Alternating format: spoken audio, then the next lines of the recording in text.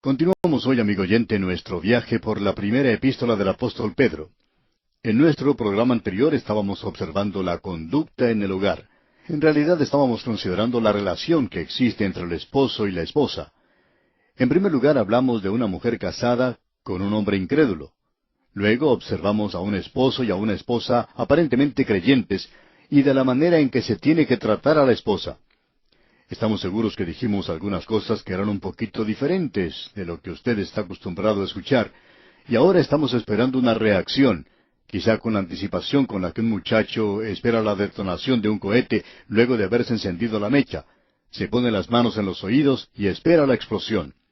Hemos estado esperando esa clase de reacción que vamos a recibir de esta porción en particular. Ahora quisiéramos agregar una palabra más.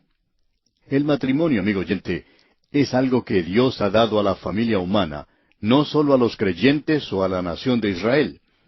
En el libro de Génesis, Dios hizo al hombre, y en ese instante el hombre estaba solo, y opinamos que el Señor le permitió estar solo por mucho tiempo para que pudiera apreciar que le faltaba algo. Y luego dice que Dios tomó al hombre, y del hombre hizo a la mujer. Es interesante notar la palabra hebrea, donde dice que ella será llamada Isha, porque salió o fue tomada de Ish. En otras palabras, a ella se le llama la ayuda idónea del hombre, una ayuda adecuada para él. O sea que ella es la otra mitad del hombre. Él era solo la mitad de un hombre, y ella es la otra parte. Ahora, con esto en mente uno puede apreciar que esta relación no es la de un hombre que insiste en tratar a su esposa como si ella fuera un niño, y que ella tiene que obedecerle cada vez que él hable. Ella está allí para ayudarle. Ella está allí para ser parte de él. Ella está allí para amarle. Él, por su parte, está allí para protegerla, para amarla. Esa es la relación ideal en un matrimonio.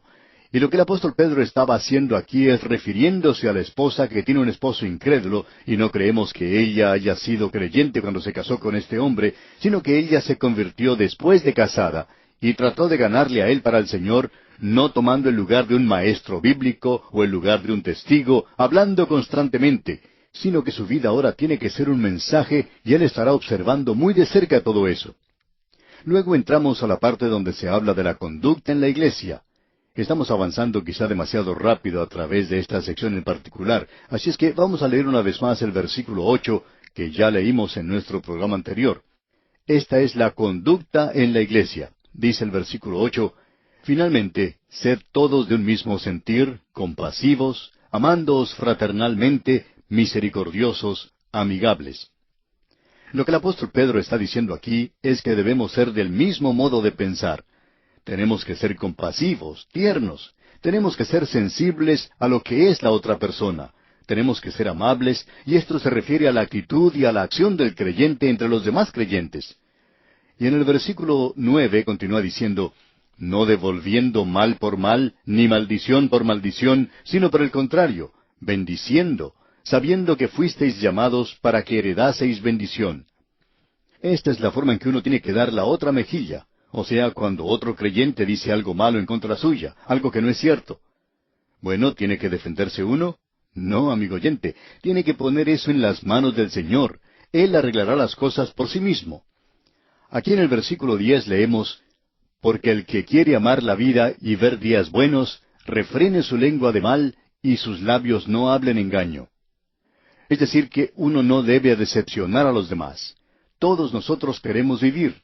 Desafortunadamente hay muchos creyentes en el presente que no están disfrutando de la vida, no están viviendo la vida completamente, no están sacando de ella todo lo que pueden. Un joven estudiante de medicina dijo en cierta ocasión, quisiera que la vida fuera como una naranja para mí, para poder así exprimir cada gota de jugo de ella, viviendo para Dios. Bueno, eso es lo que quiere decir este versículo, porque el que quiere amar la vida, si usted quiere vivir en realidad, aquí tiene la fórmula, aquí tiene la clave para eso. Si usted está constantemente hablando mal de los demás, si usted está hablando cosas engañosas, entonces no hay verdad en usted. Y en el versículo 11 continúa diciendo, apártese del mal y haga el bien, busque la paz y sígala. Amigo oyente, el Hijo de Dios no tiene que sentarse sin tomar ninguna acción y parecer piadoso. Esa no es la forma de actuar. Debemos vivir la vida, amigo oyente. Pero no la vivamos de tal manera que nos permitamos hablar mal de los demás, sino que vivamos esta vida haciendo aquello que busca la paz, y vivamos para Dios. ¿Cuán importante es esto, amigo oyente? Luego en el versículo 12 de este capítulo 3 de la primera epístola del apóstol Pedro leemos: Porque los ojos del Señor están sobre los justos, y sus oídos atentos a sus oraciones, pero el rostro del Señor está contra aquellos que hacen el mal. Aquí tenemos un pasaje de las Escrituras bastante sorprendente. En primer lugar, queremos que usted note lo que el apóstol Pedro está haciendo aquí. Él está citando un salmo, el Salmo 34, y creemos que deberíamos leer este salmo, los versículos 15 y 16. Escuche usted. Los ojos de Jehová están sobre los justos, y atentos sus oídos al clamor de ellos. La ira de Jehová contra los que hacen mal, para cortar de la tierra la memoria de ellos. Como bien podemos apreciar, estas son palabras bastante duras. Esto es algo que la palabra de Dios ha enfatizado mucho. Allá en el libro de Eclesiastés, en el Antiguo Testamento, el capítulo 2, versículo 17, tenemos algo que va al lado de esto. Dios ha garantizado el escuchar las oraciones de aquellos que le pertenecen. Él no garantiza que va a escuchar las oraciones de aquellos que no le pertenecen. La única oración que un pecador puede elevar es: Señor, yo te acepto como mi Salvador. Quiero que tú me aceptes como pecador. Esa es la oración que Dios escuchará y que Dios contestará. Pero hay personas que piensan que uno puede vivir una vida alejada de Dios, y que luego, cuando se presenta una situación difícil, cuando enferma uno de nuestros hijos, uno puede ir a Dios y ponerse ante Él de rodillas y pedirle que Él sane a ese niño, y que esto puede ser algo muy sentimental. Pero, amigo oyente, es algo que no tiene sentido. Es algo que no tiene ninguna base espiritual. Lo importante que tenemos aquí es que esta persona primero tiene que acercarse a Dios y pedirle perdón, y luego Dios escuchará y contestará sus oraciones. Hay algunos que piensan que uno puede pedirle a Dios ayuda en cualquier circunstancia, no importa quién sea uno. Pero, amigo oyente, Él no ha prometido escuchar las oraciones de aquellos que no son suyos. Sabemos que estas son palabras muy duras, pero si usted quiere vivir la vida en realidad, puede ver lo que dice allá el libro de Eclesiastés, capítulo 2, versículo 17. Aquí tenemos a un hombre que lo probó todo. Él vivió como un malvado y dice: aborrecí por tanto la vida, porque la obra que se hace debajo del sol me era fastidiosa, por cuanto todo es vanidad y aflicción de espíritu. ¿Cuántos hombres y mujeres hoy están viviendo para las cosas de este mundo? Y de pronto es como si se despertaran de un sueño. Se dan cuenta que no vale la pena, que la vida es demasiado monótona, que la vida no vale nada. No nos sorprende entonces que tomen un arma y se suiciden. No nos sorprende que cometan suicidio saltando de algún edificio. No es sorprendente que esas personas tomen una dosis excesiva de drogas. Amigo oyente, uno no puede comenzar a vivir la vida en plenitud hasta cuando tenga la relación correcta con Dios. Eso significa que nosotros estamos viviendo en un nivel muy alto, ¿no le parece? Ahora escuche lo que dice aquel versículo 13, volviendo aquí a la primera epístola del apóstol Pedro, capítulo 3. Leamos el versículo 13. ¿Y quién es aquel que os podrá hacer daño si vosotros seguís el bien? Creemos que eso significa que Dios le da a usted una armadura que nadie puede tocar. Y en el versículo 14 continúa diciendo: Mas también si alguna cosa padecéis por causa de la justicia, bienaventurados sois. Por tanto, no os amedrentéis por temor de ellos, ni os conturbéis. El sufrir por una causa justa debe traer gozo al Hijo de Dios. Si usted se está manteniendo firme, si está tomando una posición por lo que es justo, y no se hace a sí mismo una persona odiosa, hay creyentes que hacen eso y piensan que están tomando una posición firme por el Señor.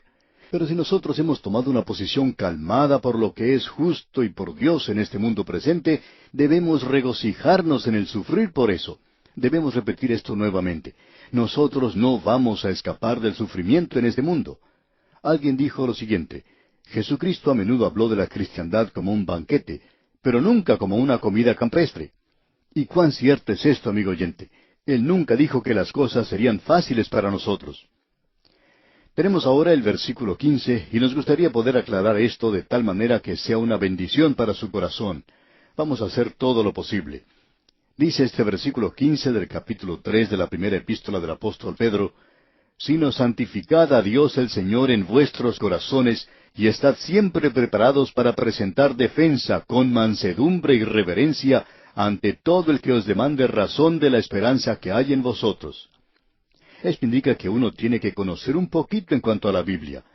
La tragedia de la hora presente, amigo oyente, es que tenemos a un hombre o a una mujer que dice, yo soy creyente.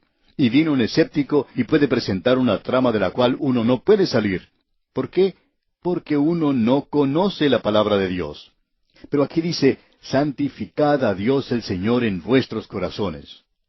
Amigo oyente, usted puede tener un pequeño santuario, una pequeña iglesia en su propio corazón, donde cuando usted está viajando o caminando por la calle o en el taller o en la oficina o en la sala de clases, allí tiene una pequeña iglesia, allí tiene usted un pequeño santuario donde usted puede apartarse y donde usted puede santificar a Dios el Señor en su corazón, para que aquellos de afuera puedan conocer que usted le pertenece a Él. Y usted no tiene necesidad de estar hablando de eso todo el tiempo y hacerse una persona fastidiosa por lo que está diciendo, hablando de alguna manera demasiado piadosa. Amigo oyente, que nosotros podamos santificar a Dios el Señor en nuestros corazones, eso es lo que se necesita en la actualidad. En el libro de Habacuc, capítulo 2, versículo 20, leemos, Mas Jehová está en su santo templo, calle delante de él toda la tierra. Amigo oyente, los domingos usted puede ir a la iglesia, pero el mundo lo está dejando a usted de lado cuando se va a la playa, cuando va a la sierra, a las montañas, cuando va al desierto, cuando va a los lugares de diversión, y todo el mundo no está guardando silencio delante de él. ¿Por qué? Porque nosotros como personas individuales necesitamos santificar a Dios el Señor en nuestros corazones. Este es un versículo tremendo, por cierto. Ahora el versículo 16 dice, teniendo buena conciencia, para que en lo que murmuran de vosotros como de malhechores, sean avergonzados los que calumnian vuestra buena conducta en Cristo. Es decir, que debemos estar seguros de que aquellos que hablan mal de nosotros están cometiendo un error. El autor de estos estudios bíblicos, el Dr. J. Vernon McGee, contaba que en una ocasión él era el pastor de una iglesia bastante grande, donde asistían centenares de personas. Y conversando él con otro pastor, comentaba que no tenía oportunidad de defenderse a sí mismo. Él decía que no podía subir al púlpito todos los domingos y explicar todas las cosas que había oído, ya que él estaba allí para enseñar la palabra de Dios, y lo que había escuchado decir durante la semana no era cierto. Y entonces este otro pastor le dijo, qué bueno que esas cosas no son ciertas. Sería muy triste si lo fueran. Y amigo oyente, eso es lo que el apóstol Pedro está diciendo aquí. Debemos tener una buena conciencia para que cuando uno escuche esos rumores en cuanto a nosotros, no nos molesten porque sabemos que no son ciertos. Ahora el versículo 17 continúa diciendo, porque mejor es que padezcáis haciendo el bien, si la voluntad de Dios así lo quiere, que haciendo el mal. Es decir, si usted sufre por amor a Cristo, usted puede regocijarse en eso. Pero si usted está sufriendo porque de veras ha cometido alguna equivocación o tontería, porque usted se ha metido en problemas, en pecados, eso es algo completamente diferente.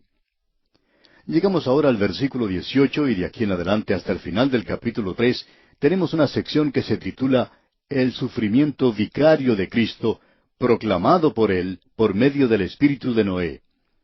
Es una porción muy controversial de la Biblia. Amigo oyente, créanos que Simón Pedro nos pone en un rincón muchas veces aquí en esta primera epístola. El versículo 18, pues, dice, porque también Cristo padeció una sola vez por los pecados, el justo por los injustos, para llevarnos a Dios, siendo la verdad muerto en la carne, pero vivificado en espíritu. Es importante notar de nuestra parte que Él vino como un ser humano y que fue en su humanidad que Él murió en la cruz, y que fue el Espíritu Santo que le levantó de los muertos. Y vamos a regresar a este tema cuando consideremos lo que nos dice el capítulo 4. Ahora, en el versículo 19 de este capítulo 3 de la primera epístola del apóstol Pedro, leemos, en el cual también fue y predicó a los espíritus encarcelados. Este pasaje de las Escrituras ha sido muy mal entendido. La palabra importante en este incidente se presenta en el versículo 20, y es la palabra cuando. Y el versículo 20 comienza diciendo, los que en otro tiempo desobedecieron. Ahora, Él fue y predicó a los espíritus encarcelados. ¿Cuándo habló con ellos? Bueno, sigamos leyendo el versículo 20. Cuando una vez esperaba la paciencia de Dios en los días de Noé, mientras se preparaba el arca, en la cual pocas personas, es decir, 8, fueron salvadas por agua. Ahora los espíritus de aquellos que habían sido destruidos estaban encarcelados. Habían ido al Seol. Estaban esperando el juicio. Estaban perdidos. Cristo no fue allí y predicó a ellos después que murió en la cruz, sino que Él predicó a través de Noé, cuando esperaba la paciencia de Dios en los días de Noé. Por 120 años este hombre, Noé, predicó la palabra de Dios, y él pudo salvar su familia, pero a nadie más. La gente no creía en él. Y fue entonces cuando el Espíritu de Cristo predicó a través de Noé. Y eso es interesante saber, que fue el Espíritu de Cristo quien estaba hablando a través de Noé, y fue en los días de Noé. Pero cuando Cristo murió, ellos estaban encarcelados. El pensamiento que se presenta aquí es que la muerte de Cristo no significaba nada para ellos, como lo es para muchas personas en el día de hoy, lo que indica que ellos irán al juicio. Y el versículo 21 comienza diciendo, el bautismo que corresponde a esto ahora nos salva. Ahora, ¿cuál bautismo es ese? No es el bautismo por agua. Este es el bautismo del Espíritu. Este es el bautismo del Espíritu Santo. El bautismo del Espíritu Santo es un bautismo real. Y el bautismo por agua es un bautismo ritual. Ahora nosotros creemos en el bautismo por agua. Creemos en el bautismo por inmersión. Pero lo importante de notar aquí es lo siguiente, que este es el bautismo del Espíritu Santo. Esto es lo que le coloca a usted, amigo oyente, en el cuerpo de los creyentes. Y el versículo 21 completo dice, el bautismo que corresponde a esto ahora nos salva, no quitando las inmundicias de la carne, sino como la aspiración de una buena conciencia hacia Dios por la resurrección de Jesucristo. Es decir, una fe en la resurrección de Jesucristo que produce la obra del Espíritu Santo en su vida y la regenera. Y hablando de Cristo en el versículo 22 dice Pedro, quien habiendo subido al cielo está a la diestra de Dios, y a Él están sujetos ángeles, autoridades y potestades.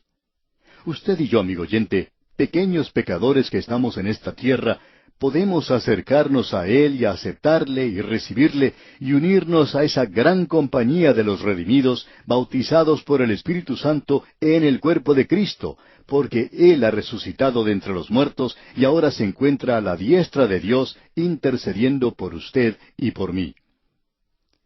Bien, amigo oyente, vamos a detenernos aquí por hoy. Dios mediante, en nuestro próximo programa comenzaremos nuestro estudio del capítulo 4 de esta primera epístola del apóstol Pedro.